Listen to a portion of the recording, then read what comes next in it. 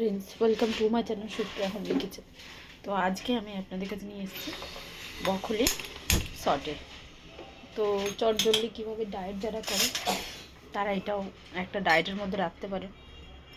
তো আমি এই ব্রকলিটাকে ভালো করে ধুয়ে জল দিয়ে একটু সামান্য নুন দিয়ে ভালো করে বয়েল করে নেব।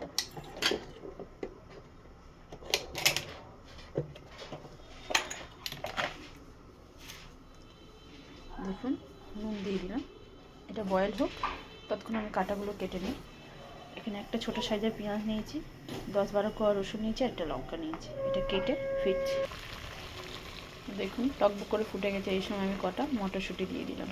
মটরশুঁটিটাও একটু ফুটুক, পরে ফিরছি। তো আমি এখানে একটা কড়াই বসিয়েছি, এই কাগজটার বাটারটা আছে, এটা এখানে দিয়ে দিলাম। গরমে বাটারটা গলে যাবে, তেলও একটু দেবো। তো গরম হোক, বাটারটা পড়ুক, আমি ফিরছি।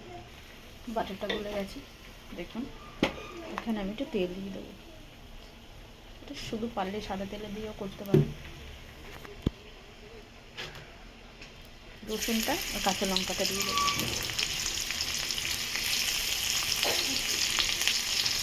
আর এদিকে আমার ব্রকলিটা সিদ্ধ হয়ে গেছে, এটা গ্যাসটা অফ করে জলটা ঝারিয়ে নেবো। আর এদিকে রসুনটা দেখুন,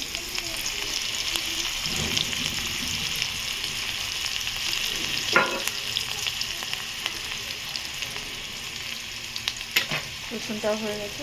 এবার আমি পেঁয়াজটাও দিয়ে দেবো।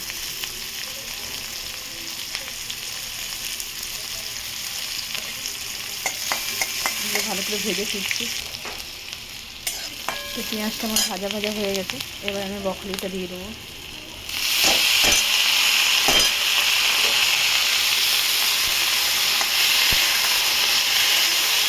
ব্রকলি সিদ্ধের সময় নুন দেওয়া, তো বুঝে নুন দেবেন।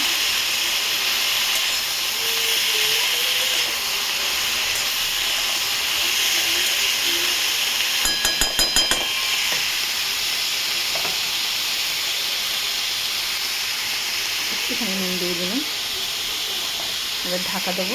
ঢাকা দিয়ে পরে ফিরছি। ঢাকাটা খুললাম বন্ধুরা। গোলমরিচ দেবো, তো গোলমরিচটা দিয়ে ফিরছি। 2 হাতের ব্যাপার, 1 হাতে দিতে পারবো না, তো যাই হোক গোলমরিচটা দিয়ে ফিরছি। গোলমরিচটা দিয়ে দিয়েছি, এবার আমি এটাকে ভেজে নেবো ভালো করে। গ্যাসটা আস্তে দিয়েই রান্নাটা হবে পুরোটা।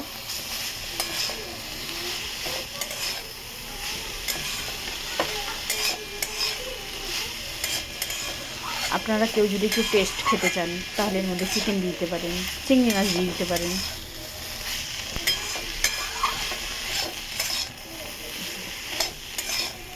পরে ফিরছি।